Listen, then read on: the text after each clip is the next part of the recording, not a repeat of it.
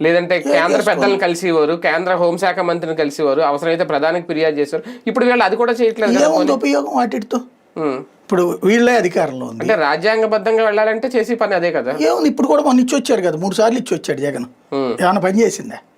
బేసిక్గా కేంద్ర ప్రభుత్వంతో అయితే అపాయింట్మెంట్ రానియరు వీళ్ళు. ఇప్పుడు ఇదివరకు కూటమిగా, ఇప్పుడు ఇదివరకు జగన్ మీద కూడా వాళ్ళు ఏం కంప్లైంట్ తీసుకోలేదు కదా ఆ లెక్కన.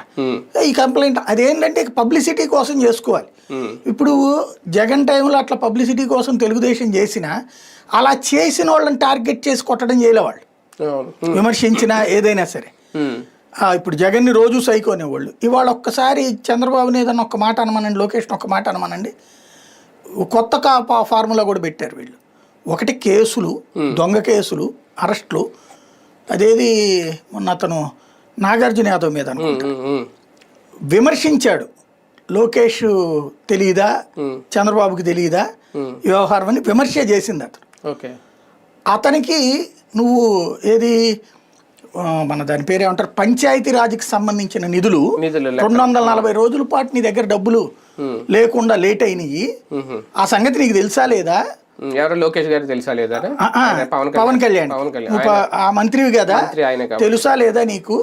దాని మీద చివరికి కేంద్ర ప్రభుత్వం నిలదీస్తే వడ్డీ కట్టి మేము పొరపాటు చేసాం, వడ్డీ కట్టాము,